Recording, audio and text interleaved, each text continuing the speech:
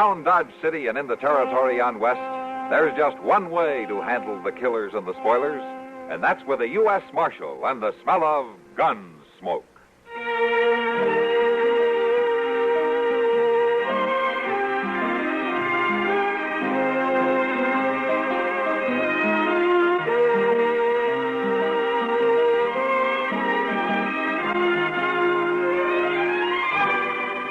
Gunsmoke, starring William Conrad.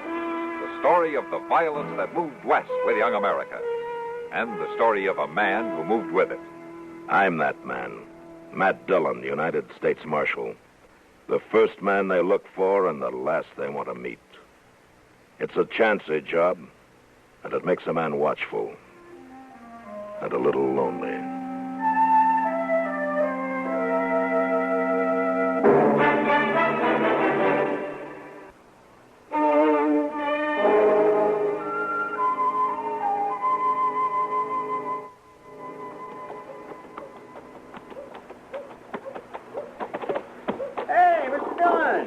Hello, Chester. Well, how are things up at Slynam, Mr. Dillon? Real peaceful. Town constable's all they need. I'm not going to recommend the government spend any money up there.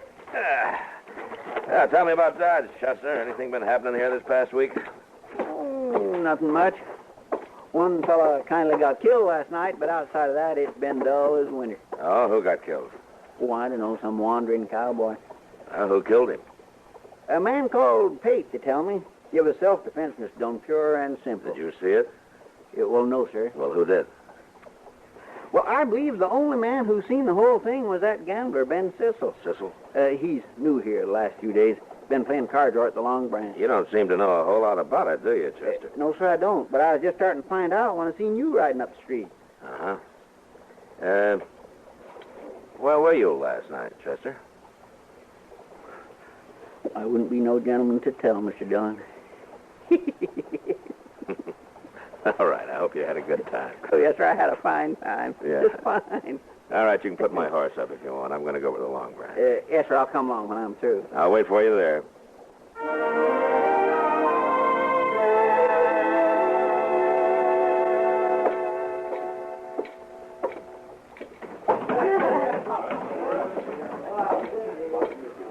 Hello, Matt. When'd you get back? I just rode in, Kitty. Sit down. Thank you. How's the trip? Yeah, pretty good. Tell me something, Kitty. Were you here all last night? Oh, you're thinking of the killing we had. Yeah, I was here. Well, did you see it? Most of it. I was standing there at the bar, and Pate and Ben Sissel and the cowboy were at a table in the back.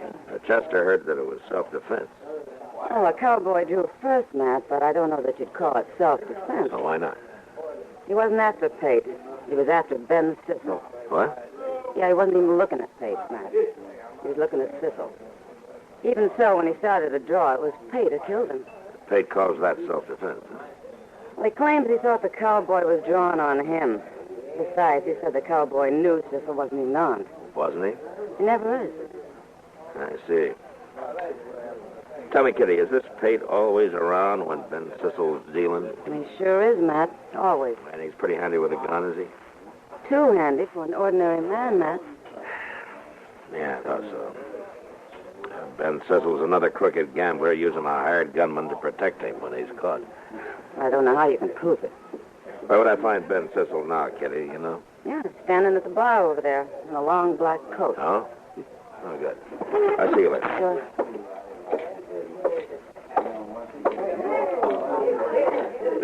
Ben Sissel? That's me. My name's Dillon, Sissel. I'm the U.S. Marshal here. Oh, I thought you were out of town. Well, I was. Well, what do you want, Marshal?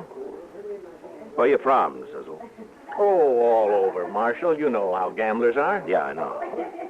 Where'd you gamble last? Back east. Why? How long's Pate been working for you? Working for me? Mm-hmm. What are you trying to say, Marshal? Well, I'll make it real simple. The way you operate has already led to one killing here, and I'm not going to have any more. I didn't kill anybody, Marshal. There are plenty of witnesses to that. Where's Pate, Sissel? I don't know where he is. Why should I? I want to talk to him, and I want you with me when I do. You're getting kind of pushy, Marshal. I can get a lot worse. I suppose we go outside and wait for a friend who's coming here to meet me, and then we'll go talk to Pate. Shall we get moving?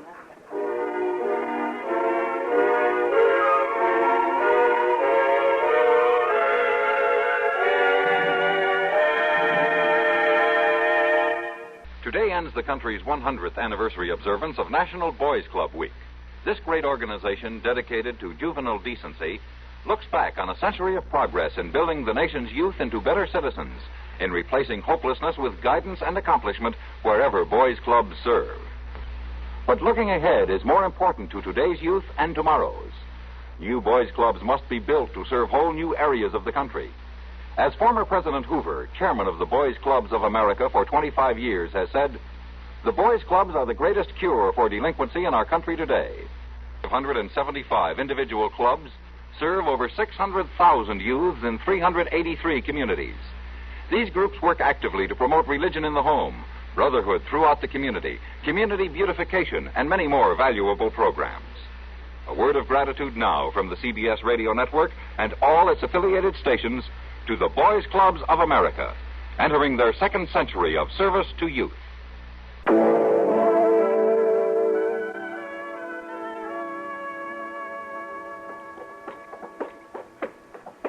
Pate's room's up here, Marshal.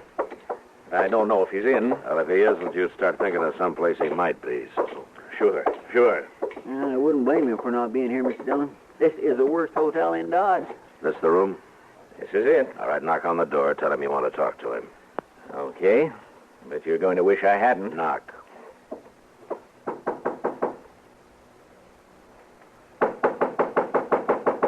Who's that? It's Ben Sissel. Hello, Sissel. Who's these two? This is Marshal Dillon, Pate. Marshal Dillon. What's he doing here? We'll come inside and tell you, Pate. Now, wait a minute, Marshal. Get out of the door. Now, you look, Marshal. If you come here over that cowboy last night, it's no use. Everybody saw it, knows I killed him in self-defense. Of course he did. There's plenty of witnesses to that. You're smart, Cecil, but you're a coward. That's why you need a hired gun to help you when you're caught dealing crooked. You'd better watch what you're saying. Why? Well, I don't carry a gun, Marshal, but Pate does. He happens to be a good friend of mine. Sure, but right now Pate's gun belt is hanging on that chair over there. You see it?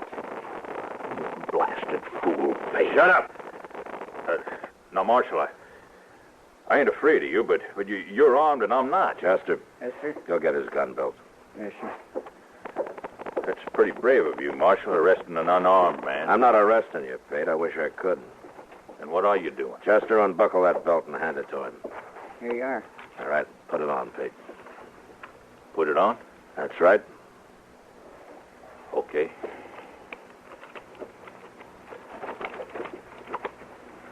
All right, you got your gun on now. Yeah. Get out of Dodge. What? I said get out of Dodge right now. I ain't done nothing, Marshal. I got no quarrel with you. What kind of gunman are you, Pate? You afraid of him? The kind of gunman that can be hired isn't the kind that's going to take any real chances, Cecil. I said I got no quarrel with you. I don't like this. You let me out of here. Out of Dodge, Pete. Yeah, sure. It's no good town anyway. The door's open. The Marshal's right, Cecil. This job don't pay enough.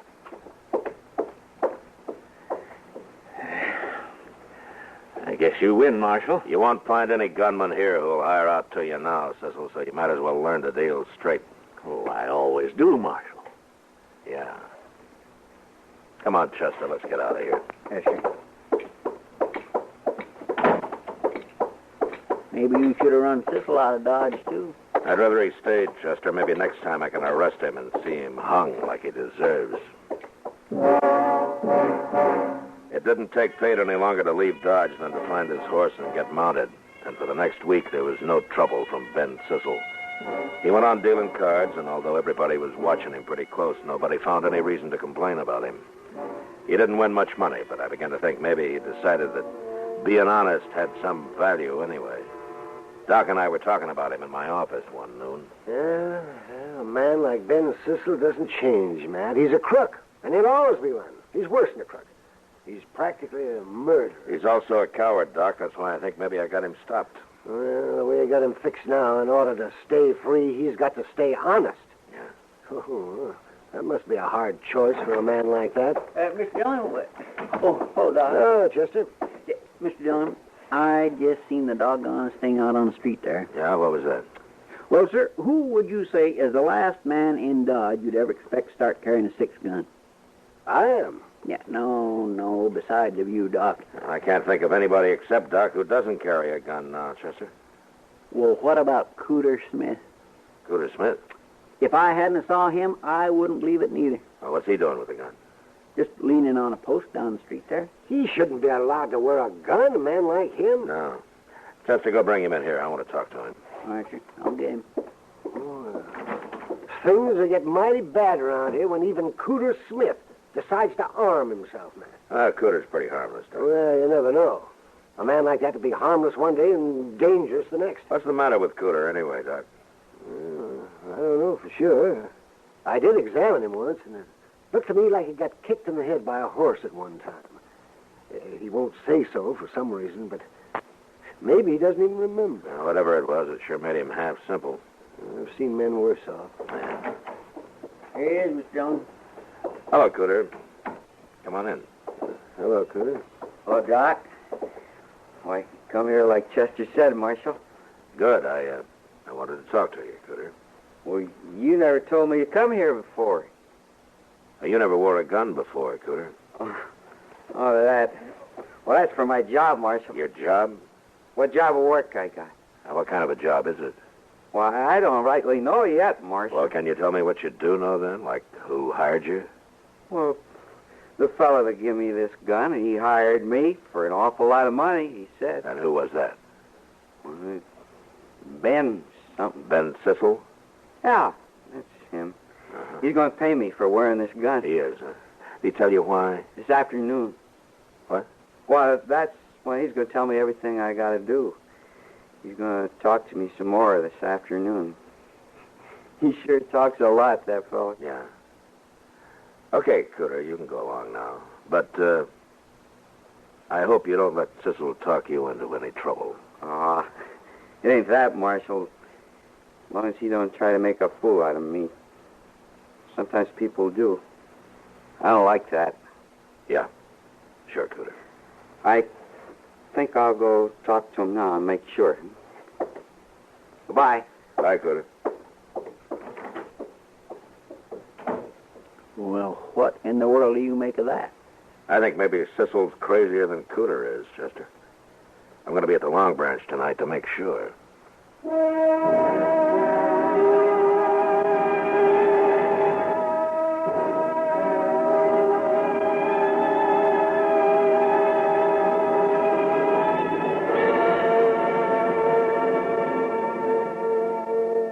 When humorist Sam Levinson switched careers, the teaching profession lost one of its most amusing schoolmasters to show business.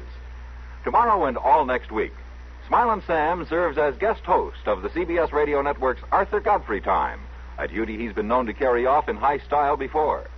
He'll be introducing you to some fine guest entertainers, too. Be listening for Sam and his friends tomorrow and throughout the week on Arthur Godfrey Time. Just as every weekday, tomorrow the CBS Radio Network will shuttle from shore to shore to bring you top stars of the broadcast entertainment world. Beginning in New York with Arthur Godfrey Time, the network then takes you to Hollywood for Art Linkletter's House Party. Then back to Manhattan for the Gary Moore Radio Show. Again, a return trip to the coast for the Bing Crosby, Rosemary Clooney Show. There are stops in between, of course, for CBS News from everywhere. Be listening for them all tomorrow and each Monday through Friday, right where you've got your dial set now at the Star's address.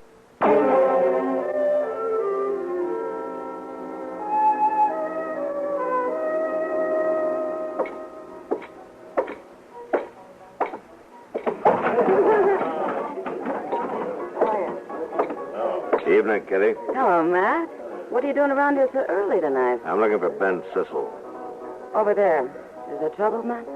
Yeah, maybe.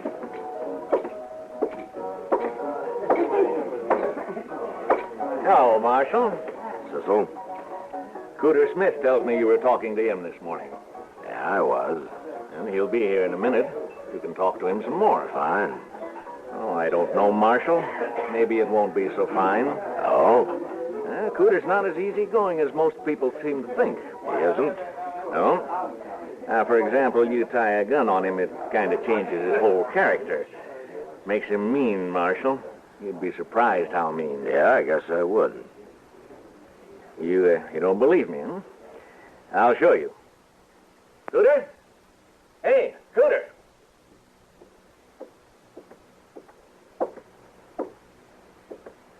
Go ahead, Cooter. I told him. Go ahead now. Marshal, Yeah, Cooter? I'm going to draw on you, Marshal. I'm going to shoot you. What? I'm going to kill you. Now, look, Cooter, you know better than that. Is this what you've been putting into his head, Cecil? Don't you look at him, Marshal. You look at me. Don't you look at him. You just look at me. Oh, so that's it, huh? Okay, Cooter. Go ahead. Draw. Well, I am. I'm going to. You look out, Marshal. I sure am. No, you're not, Cooter. You haven't got a chance. Now, watch this! Now, Cooter, there, you see, you're too slow. I got my gun out, and you haven't even touched yours. No. I haven't touched mine. Your gun's pointing at me. Ben? He's not going to help you, Cooter. Oh, yes, he is. He is, too. It's him that's going to shoot you. It's him. You think so? Ben, he's going to kill me. Ben, you got to shoot him. I can't stand that. I can't. You poor devil. Well, Cecil, you ought to be real proud. I didn't do nothing, Marshal. I wasn't going to shoot you. I don't even carry a gun, you know that. Yeah, sure, but Cooter didn't know it. You told him to make me start for my gun, and then you'd shoot me from the side where I couldn't see you. You told him he'd be safe. Oh, that ain't so, Marshal. Well, what you planned was to make me kill him. It wouldn't look so good for me to kill a man like Cooter, would it? Nobody would stand for that. They'd laugh me right out of town. That's what you were figuring on, wasn't it? I had nothing to do with it, Marshal. I wasn't figuring on nothing. You're not as smart as I thought you were. Well, you're leaving town, Cecil. I'm going to give you 1 hour. And I hope you take longer. But what you made me do to Cooter is going to be a real pleasure to drag you out of town.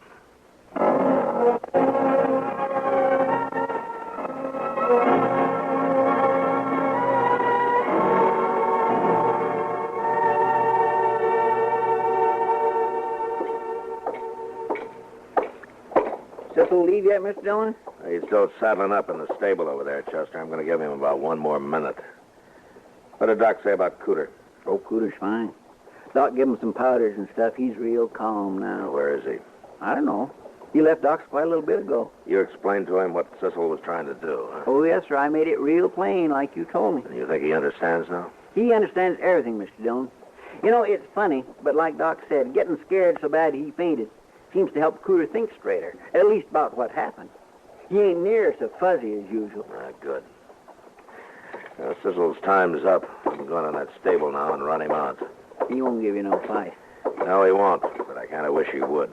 You should have run him out of Dodge a long time ago. I wanted to catch him, Chester. I wanted to bring him to trial. That's inside the stable. Yeah, come on. Look there, Mr. Dillon. It's Cooter. He's killed Ben Cecil. All right, drop the gun, Cooter. I dropped it. I ain't going to shoot no more, Marshal. Shot him right in the head, Mr. Dillon. He lied to me. He made a fool out of me. Why did you have to kill him, Cooter? I was running him out of Dodge. Don't you shoot me, Marshal. I wasn't going to shoot you. Honest, I wasn't. I like you. Cecil told me I wasn't doing anything bad. I wasn't going to shoot you. Cecil was going to shoot you. I like you. All right, Cooter. I know that. Now just calm down. I'm not going to hurt you. Well, you're pointing that gun at me. No. My gun's back in my holster, Cooter. Look at it. See? I am looking at it. And I can't stand it. No, Cooter. Well, ain't you going after him? Oh, that'd scare him even worse. It's bad enough now. But he killed a man. He murdered him. He won't run far, Chester. I'll find him when his trial comes up. I've done enough to Cooter for one day. Well, it ain't your fault, Mr. Dillon. No. That doesn't make me feel any better about it.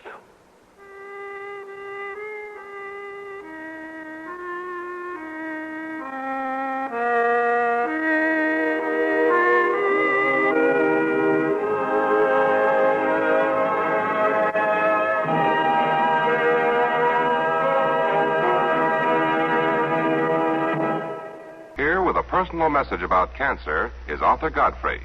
Thank you.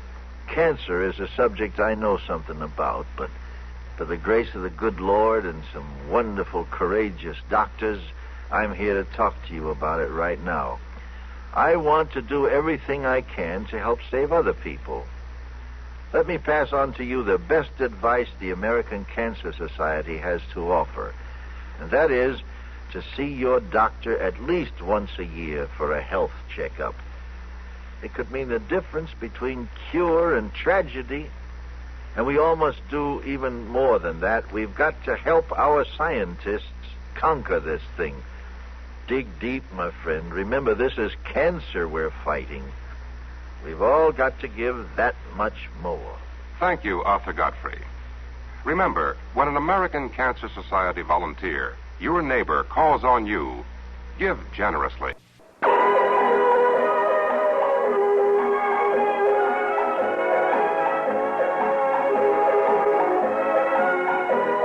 Gunsmoke. Produced and directed in Hollywood by Norman Macdonnell, stars William Conrad as Matt Dillon, U.S. Marshal.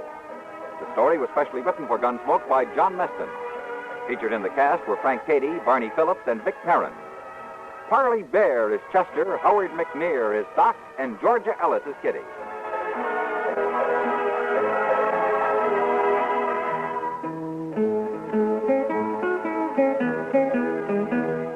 This is George Walsh inviting you to join us again next week when CBS Radio presents another story on Gunsmoke.